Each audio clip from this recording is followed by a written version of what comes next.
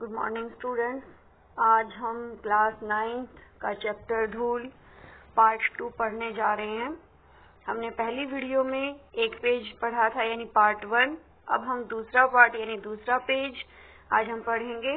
धूल जो पाठ है इसके लेखक हैं रामविलास शर्मा जी। रामविलास शर्मा जी ने इस धूल पाठ के माध्यम से एक तरह से धूल की महिमा, महात्म्यता, उसकी उपयोगिता का वर्णन किया है। लेखक यानी कि डॉक्टर रामविलास शर्मा ने अपने किशोर और युवावस्था में पहलवानी के शौकीन रहे। उन्होंने इस पाठ के माध्यम से हमें अखाड़े, गांव और शहरों के जीव जगत की सैर कराई है, अर्थात उन्होंने गांव और शहरों की सैर हमें कराई है और साथ ही उन्होंने अखाड़े की मिट्टी में खेलता, कूदता, लौटता हुआ अपना जीवन और आम लोग जो अखाड़े में खेलते हैं उनके बारे में हमें बताया है। उन्होंने बताया है कि धूल का हमारे जीवन में क्या महत्व है। हमने पहले स्टार्टिंग में पढ़ लिया था कि जब क्या होता है, मेन हीरा कौन होता है? जो धूल में सना हुआ जो बच्चा होता है वो मेन हीरा होता है मुख्य रूप से, यानी उसकी कीमत होती है, ना कि असली हीरे की। ठीक है बेटा, अब हमारा नेक्स्ट पेज है। इसमें क्या दिया गया है बेटा? अपनी बुक ओपन करेंगे और उसमें नेक्स्ट पेज पढ़ेंगे। ग्राम भाषाएं अपने सूक्ष्म बोध से धूल की जगह गर्द का प्रयोग नहीं कर सकती। यानी ग्राम मतलब गांव, भाषाएं अपने सूक्ष्म मतलब एक तरह से किसी भी चीज का ज्ञान होना, यानी कि एक तरह से डीपली किसी चीज का ज्ञान होना से धूल की जगह गर्द भी एक तरह की मिट्टी ही होती है जो उड़ के डस्ट जो हमारे सामान पर, हमारे कपड़ों पर गिरती है उसको लोग गर्द भी बोलते हैं। लेकिन यहाँ पर उन्होंने गर्द शब्द का प्रयोग नहीं किया है, उसके लिए उन्होंने धूल शब्द का प्रयोग किया है। ठीक है बेटा। धूल वह है जिसे गोधूली शब्द में हमने अमर कर दिया है, यानी कि उस धूल को हमने गोधूली का नाम दे दिया है। यानी कि गोधूली कौन सा मैंने पहले बताया था कि जब शाम के समय गायें चरने के बाद जब अपने गांव, अपने घर वापस आती हैं तो क्या होता है कि जो उनके खुरन से जो धूल उड़ती है ना, तो उसे गोधूली कहते हैं। अमराइयों के पीछे छिपे हुए सूर्य की किरणें, अमराइया मतलब आम के वृक्षों के पीछे छिपे हुए सूर्य की किरणों में जो धूली सोने को मिट्टी कर देती है, यानी कि सुंदरता का वर्णन किया है मिट्टी की। सूर्यास्त के उपरांत लीक पर गाड़ी के निकल जाने के बाद जो रुई के बादल की तरह या ऐरावत हाथी के नक्षत्र पथ की भांति जहाँ की तहाँ स्थिर रह जाती है, एक तरह से यहाँ पर धूल की सुंदरता का वर्णन किया है। चांदनी रात में मेले जाने वाली गाड़ियों के पीछे जो कवि कल्पना की भांति उड़ती चलती हैं, यानी कि एक तरह से चांदनी रात में अगर गाड़ियां मेले में जा रही हो तो उसके पीछे जो धूल उड़ती है तो उसको देख करके कवि कल्पनाएं बनाता है। क्या होता है बेटा? धूल उड़ती है तो उसका जो शेप जो बनती है उसमें हम लोग कई कल्पनाएं बना लेते हैं कि यहाँ पर घोड़ा दिखाई दे रहा है, यहाँ पर बादल दिखाई दे रहे हैं। इस तरह की जो कल्पनाएं करते तो कवि की कल्पना की भांति उड़ती हुई चलती है। जो शिशु के मुंह पर फूल की पंखुड़ियों पर साकार सौंदर्य बनकर छा जाती हैं, यानी यहाँ पर बच्चे के मुख पर धूल का लगना, फूल की पंखुड़ियों पर धूल का जमना सुंदरता को बढ़ाता है।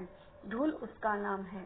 गोधूली पर कितने कवियों ने अपनी कलम नहीं तोड़ दी, यानी कि बहुत सारे लोगों ने, बहुत सारे कवियों ने गोधूली पर कविताएं लिखी हैं, लेकिन यह गोधूली गांव की अपनी संपत्ति है, यानी अपनी निजी संपत्ति है, किसी और की नहीं है। जो शहरों के बाटे नहीं पड़ी, या बाटे मतलब उनके हिस्से में नहीं आई, यानी जो गोधूली जो है वो गांव में ही होती है, ना कि शहरों में होती है। एक प्रसिद्ध पुस्तक विक्रेता के निमंत्रण पत्र में गोधूली की बेला में आने का आग्रह किया गया था, यानी कि किसी पुस्तक विक्रेता ने अपने इनविटेशन में गोधूली बेला में आने का इनविटेशन दिया था, नहीं गोधूली के समय आप हमारे घर पर आना। लेकिन शहर में धूल धक्कड़ के होते हुए भी गोधूली कहाँ, यानी शहरों में जो धूल बहुत ज्यादा डस्ट होने के बाद भी वहां पर गोधूली नहीं होती। यानी कि बताया गया है कि जो गोधूली है वो गायों के खुरों से, गाय के खुर से उड़ा हुई धूल को गोधूली का है, जो शहरों में नहीं होती। यह कविता की विडंबना थी और गांव में भी जिस धूली को कवियों ने अमर किया है वह हाथी घोड़ों के पग संचालन से उत्पन्न होने वाली धूल नहीं है। यानी कि जो कविता में कहा गया है कि जो धूल है कवियों ने जो भी धूल के बारे में बताया है वो किसी हाथी घोड़े के चलने से नहीं हुई है, वो सिर्फ गायों के चलने से उड़ने वाली धूल के लिए ही प्रयोग किया जाता है। वर्ण गोपालों के पदों की धूली है। नीच को धूरी समान, यानी कि यहाँ पर नीच को धूरी समान मतलब धूल के समान तुच्छ कौन है, यानी कि धूल से तुच्छ कुछ भी नहीं है। सती उसे माथे से, योद्धा उसे आंखों से लगाता है, यानी कोई सती जो होती है वो माथे से लगाती है, योद्धा युद्ध क्षेत्र में जब जाते हैं तो उसे आंखों पर लगाते हैं।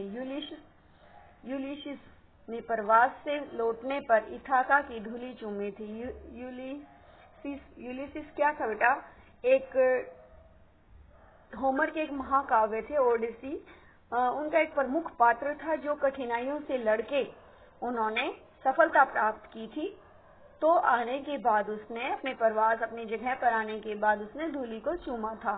यूक्रेन के मुक्त होने पर, यूक्रेन एक देश का नाम है बेटा, तो यूक्रेन के मुक्त होने पर एक लाल सैनिक ने उसे श्रद्धा से वहां भी धूल का स्पर्श किया था। श्रद्धा भक्ति स्नेह इनकी चरम व्यंजना के लिए धूल से बढ़कर और कौन साधन है। व्यंजना है मतलब एक का किसी वस्तु का बहुत ही बढ़ा चढ़ा करके उसका तीसरे रूप में वर्णन करना।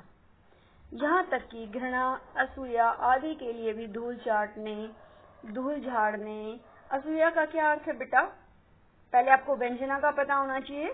शब्द की वह वृत्ति या शक्ति जिससे उसके सामान्य अर्थ को छोड़कर किसी विशेष अर्थ का पता होता है।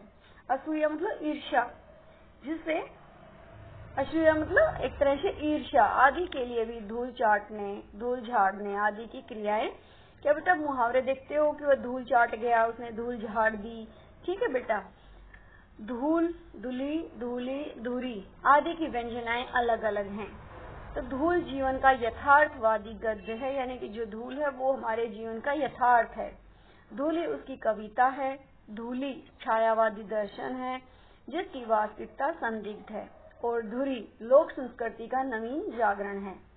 इन सब का रंग एक ही है, रूप में भिन्नता जो भी हो, मिट्टी काली, पीली, लाल तरह की किसी भी तरह की हो सकती है, लेकिन धूल कहते हैं कि सर्द के धुले उजले बादलों का स्मरण हो जाता है। धूल के लिए श्वेत नाम का विशेषण अनावश्यक है, वह उसका सहज रूप रंग है। यानी कि धूल की विशेषता बता दी, उसका कोई एक तरह से रंग नहीं होता। हमारी देशभक्ति धूल को माथे से न लगाए, हमारी देशभक्ति धूल को माथे से न लगाए तो कम से कम उस पर पैर तो रखे, यानी कि हम कम से कम उसको माथे से न लगा करके उस जमी पर तो रहें, उसका सम्मान तो करें। किसान के हाथ पैर मुंह पर छाई हुई और यह धूल हमारी सभ्यता से क्या कहती है? हम कांच को प्यार करते हैं, यानी कि स्वच्छता को, साफ सफाई को। धूली भरे हीरे से धूल ही दिखाई देती है, यानी धूली भरे हीरे में धूल ही दिखाई देती है। भीतर की क्रांति और आंखों से ओझल रहती है, यानी कि हीरे के ऊपर अगर डस्ट होती है तो उसमें उसके अंदर की जो चमक है वो दिखाई नहीं देती, लेकिन ये हीरे अमर हैं। यानी कि जिस असली कौन है, यानी कि जो खेतों में काम करने वाले लोग एक दिन अपनी अमरता का प्रमाण भी देंगे। अभी तो उन्होंने अटूट होने का ही प्रमाण दिया है, यानी कि वो टूट नहीं सकते। हीरा वही घन चोट न टूटे, यानी ज्यादा हीरा वही होता है जो भारी चोट पड़ने पर भी न टूटे। वे उलट कर चोट भी करेंगे, तब कांच और हीरे का भेद जानना बाकी न रहेगा। यानी कि जब उल्टे होकर चोट मारेंगे तो इससे जो पता चल जाएगा कौन सी चीज कांच है और कौन सा हीरा है। तब हम हीरे से लिपटी हुई धूली को माथे से लगाना सीखेंगे, यानी कि तभी हम उसकी सच्चाई से जब अवगत होंगे तभी हम उसे माथे से लगाएंगे। बेटा पूर्ण रूप से इसमें कई बातें आपको लगी होंगी, समझ नहीं आया, लेकिन बेटा क्या होता है कि बहुत सारी यहाँ पर कुल मिलाकर के लेखक ने क्या कहा है कि जो पूरा मैंने अब ये जो पेज आपको पढ़ाया है इसका सारांश ये है कि गोधूली गांव की अपनी निजी संपत्ति है, यह शहरों के हिस्से में नहीं आती। कवियों ने तो गोधूली का वर्णन बड़े अच्छे ढंग से किया है। गोधूली का अर्थ होता है सायंकाल जंगल से लौटते समय गायों के खुर से उड़ती हुई धूली। वास्तव में धूल में श्रद्धा, भक्ति और स्नेह की भावना होती है। धूल को सभी पसंद करते हैं। जैसे कोई योद्धा युद्ध में जाता है तो सर्वप्रथम वह अपने देश की धूल को ही अपने माथे पर लगाता है। यूलिसिस एक जो पात्र है ने भी प्रवास से लौटने पर इथाका की धूलि को चूमा था। इथाका भी एक यूनान का एक स्थान है। इस प्रकार पाठ में लेखक ने अपने देशवासियों से अपनी धूलि यानी मातृभूमि से प्रेम करने का संदेश दिया है।